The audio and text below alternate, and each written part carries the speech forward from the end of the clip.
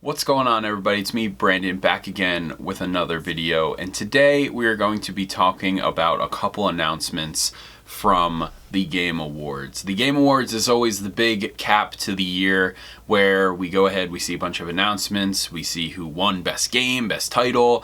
I personally think the Game Awards is kinda, I don't know. It's not really about the Game Awards, it seems like, anymore. More so about just, announcements and, Hollywood and all that stuff. But that's another conversation. I want to talk about the announcements. And there are a couple that really kind of surprised me, but I want to talk about a handful that I thought were really cool. So we're going to go ahead and start with the big one in the room. I could not believe, bigger than the other one, honestly, but I could not believe that Sega announced their new era. What this means is Sega went ahead, they had a really awesome trailer with a couple going ahead playing, referencing Jet Set Radio. There's a Shinobi cabinet in the background. They're playing Sonic and all this other stuff. And then everything gets thrown at you. We are getting a Jet Set Radio sequel, remake. I don't know. Jet Set Radio is officially back. We're also getting Golden Axe, a new version that looks crazy. Streets of Rage is coming back. We're getting a new Crazy Taxi and a brand new Shinobi with a lot of other titles coming as well. But those games that it showed off looked insane. I kid you not. I was thinking about doing a reaction to the Game Awards, and every year I'm always like, I'm not going to bother. I'll rather just do a video like this where I get to talk about it. And of course, this year, if I did do a reaction, you would have seen me screaming at a couple of these things, but this in particular. Seeing Beat again in Jet Set Radio with a brand new coat of paint was just something else, and I immediately called up my buddy and I was like, I cannot believe what I'm seeing. And that trailer was just incredible. It's just seeing that we are getting these series that everybody has been wanting to come back and go full swing, and we are getting that. Sega has announced a new era, and it's like new energy, new era, or something like that they keep going off of. So I'm very, very excited for the future of Sega with that announcement. All right, up next, another announcement that was really cool was Dragon Ball Sparking Zero. This is the Tenkaichi 4 announcement that we got, I believe, at EVO this past summer, and we're just seeing a little bit more of it. It looks great. It's more Dragon Ball, more Tenkaichi basically, and this is something, again, that everybody has been wanting, including myself. So I'm really looking forward to this. Dragon Ball Sparking Zero seems to be that awesome return to form for the Arena Brawler for Dragon Ball, and I cannot wait to see more from that game. Another one that came out of nowhere is Arcane Studios, Bethesda-owned company, now Xbox-owned company, is making a Blade game. They're going ahead and doing a Marvel's Blade game. I think they said it's going to be third person, which is going to be insane. So now, here we go. If for those exclusive people, Xbox got Blade, and I think that's honestly really freaking cool. I love Blade. I think he's a really unique, interesting character, especially with whatever they just did. Arcane just went ahead and they made that game Redfall, but it didn't turn out to be so hot, so maybe they can flip some of those assets, really improve, and of course, bring back that Dishonored magic and add Blade into the mix.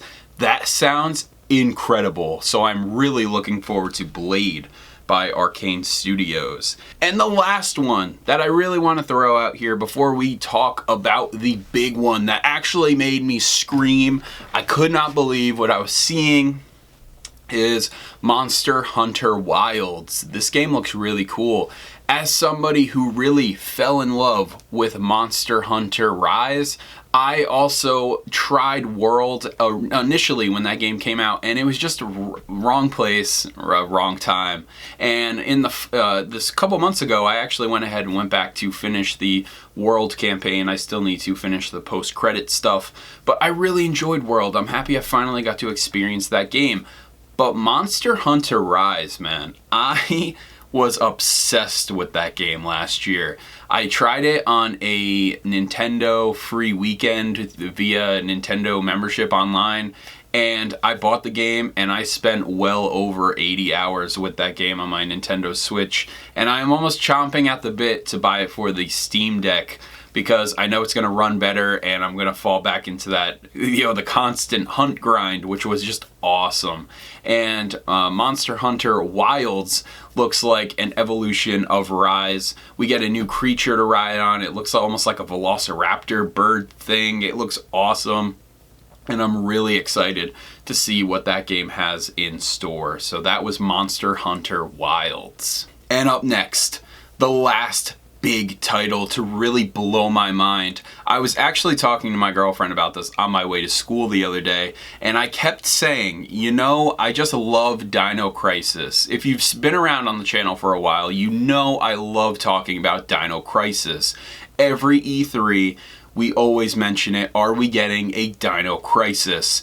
And guess what? We didn't get a Dino Crisis announcement, but we got the next best thing. We are getting a Jurassic Park survival game. Finally, we're getting a different Jurassic Park game other than a park builder. While I do love Evolution Studios, Jurassic Park Evolution, Jurassic World Evolution, they are very fun. I love building an awesome park where it's fully replicated just like the movies. I think it is so cool to go ahead and do your own free-form park, and you have the Jurassic World monsters, you got monsters just that were never in the films that you get to see and how they do. It is so cool. And when they announced, or this trailer started, I was like, this is Jurassic Park. And where are we going from here? Is this Jurassic World Evolution 3? What is happening here? And they announced that it is a survival horror game, and they even showed off some gameplay where it's in first person and the woman is escaping from velociraptors, Dilophosaurus, and of course the Tyrannosaurus Rex. Now, I am really looking forward to this game. This game had me amazed. This is everything I've been wanting from a Jurassic Park game, and I said those very words to my girlfriend that morning. I love Jurassic Park. Like I said, if you've been around on the channel, and I love dinosaurs and all of that shit. And I could not believe my eyes when I saw this trailer. It truly had me over the moon, so excited, and I cannot wait to see more from that game. And I know there's some other indie game coming out called like Death Ground or Proving Ground. I don't know. It looks awesome. It's like Dino Crisis, but in first person, horror themed. So we're eating good for Jurassic Park, or just a dinosaur horror games again. But always, where is that Dino Crisis reboot, remake? Give it to me, Capcom, please. I will pay big bucks. I'll actually buy a physical edition. I love that game. I love that series, and it needs to come back. But anyway, those were the titles that really interested me. There was also a bunch of other things that was at the Game Awards, but I just wanted to talk about some of my personal interests with the announcements. The Sega announcement is just insane. Seeing all of those titles come back with a fresh coat of paint, as I've said earlier, just has me so excited, man. Like, I'm ready to go back. I'm gonna go play Streets of Rage 4 again soon. Like, maybe I'll go back and, replay Jet Set Radio and then Jet Set Radio Future. I am so excited for this new era of Sega. So, again, that was all of the hype that I had for the Video Game Awards announcements. Please let me know in the comments down below, what had you excited? Was any of these titles, made you go nuts too, like I did? Please let me know in the comments down below. As always, my name is Brandon, and I will see you all next time.